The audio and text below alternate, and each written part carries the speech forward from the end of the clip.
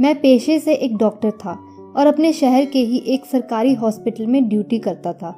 4 साल पहले मेरे घर वालों ने मेरी शादी करवा दी थी। मेरी पत्नी एक संस्कारी पत्नी और अच्छी माँ थी। उसका नाम शिखा था। हमारे 2 बच्चे थे, एक बेटा और एक बेटी। एक दिन मैं हॉस्पिटल से घर वापस आया तो मैंने देखा मेरी पत्नी की बहन यानी मेरी साली घर पर आई हुई थी। उसका नाम पूनम था। जब मेरी और शिखा की शादी हुई थी तो उसकी उम्र सिर्फ 12 साल की थी, लेकिन अब उसकी उम्र 16 साल की हो चुकी थी और वो दिखने में बहुत जवान और खूबसूरत लग रही थी। मेरी पत्नी ने बताया पूनम को 2 महीने के लिए स्कूल से छुट्टियां हैं, इसलिए वो अपनी छुट्टियां यही हमारे साथ गुजारेगी। मैंने कहा अच्छी बात है और मैं अपने कमरे में चला गया।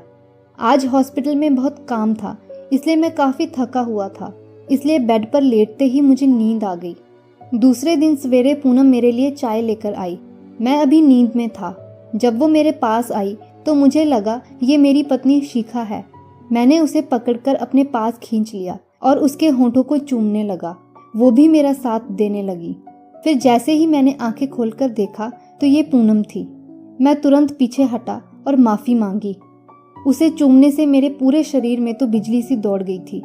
फिर दूसरे दिन मैं हॉस्पिटल से थोड़ा जल्दी फ्री हो गया, इसलिए घर वापस आ गया। उस वक्त मेरी पत्नी बच्चों को स्कूल से वापस लेने गई हुई थी। मुझे लगा शायद पूनम भी उसके साथ गई हुई है। मैं अपने कमरे में आया और अपने कपड़े खोलकर सीधा वॉशरूम में चला गया।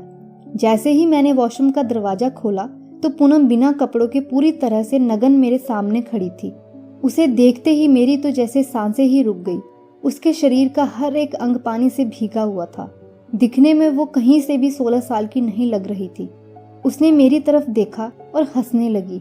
उसकी खूबसूरती देखकर मैं कुछ पलों के लिए सुन्न पड़ गया था।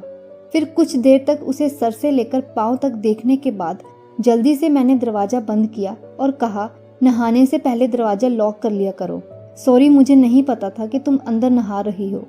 उसने दरवाजा जानबूझकर खुला छोड़ा हुआ था या नहीं, उस वक्त तो मुझे इसका कोई अंदाजा नहीं था, लेकिन आने वाले दिनों में यही मेरी जिंदगी में बहुत बड़ा तूफान लाने वाला था। उसके बाद पूरी रात मेरे दिमाग में पूनम को ऐसी हालत में देखने के ख्याल ही घूम रहे थे और उस रात मैं ठीक से सो भी नहीं पाया। फिर कुछ दिन ऐसे ही गुजर गए। इस बीच पूनम की हरकतें मुझे काफी अजीब लग रही थी। वो हमेशा मेरी तरफ अजीब नजरों से देखती। उसे जब भी मुझे टच करने का मौका मिलता वो बेझिझक टच कर लेती। कई बार तो वो जानबूझकर मेरे बहुत करीब भी आ जाती। मुझे ये सब ठीक नहीं लग रहा था, लेकिन मैंने इस पर ज्यादा ध्यान नहीं दिया। फिर एक दिन मेरी पत्नी को पेरेंट्स मीटिंग के लिए स्कूल जाना था। उस दिन मुझे भी हॉस्पिटल से छुट्टी थी। मैं जब सोकर उठा तो पास वाले कमरे से मुझे मेरी पत्नी और पूनम की आवाजें सुनाई दे रही थीं।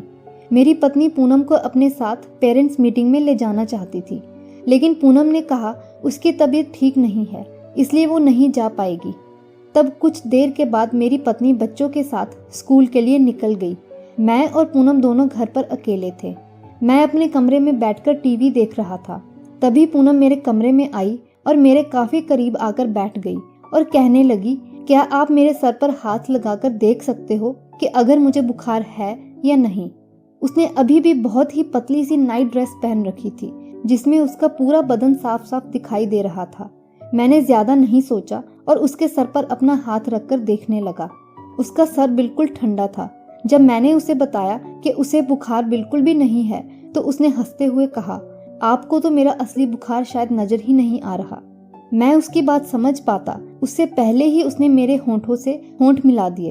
एक पल के लिए तो मैं जम सा गया। मेरी समझ में नहीं आ रहा था कि ये सब क्या चल रहा है। मैंने अपने आप को उससे दूर किया और कहा, पूनम ये सब ठीक नहीं है। अगर तुम्हारी बहन को ये सब पता चल गया तो। मैं अभी अपनी बात पूरी कर पाता उससे पहले ही उसने अपनी नाइट ड्रेस को अपने कंधों से पकड़कर नीचे की तरफ खींच दिया। मैं तो जैसे सदमे में चला गया। पूनम एक बार फिर से पूरी तरह से नग्न होकर मेरे सामने खड़ी थी और उसे इस तरह से देखकर मेरी आंखें तो खुली की खुली रह गई। मेरे लिए उसके शरीर से नजरें हटा पाना नामुमकिन हो गया था। फिर वो मेरे करीब आई और मुझे पीछे की तरफ धक्का देकर मेरे ऊपर बैठ गई। मैं ना चाहते हुए भी खुद को उसके करीब जाने से रोक नहीं पा रहा था। उसने मेरी शर्ट के बटन खोलकर मेरी छाती को चूमना शुरू कर दिया और मेरे ऊपर लेट गई। अब मैं भी अपने जज्बातों पर काबू नहीं रख पा रहा था और मुझसे भी रहा न गया और मैं अपने होश खो बैठा। मैंने जल्दी से अपनी शर्ट उतार दी और उसे बेड पर लेटाकर उसके ऊपर आ गया। अब मैं अपने होश खोने ही वाला था कि तभी मेरी नज़र सामने लगी अपनी बीवी और बच्चों की तस्वीर पर पड़ी और मैं वापस होश में आया।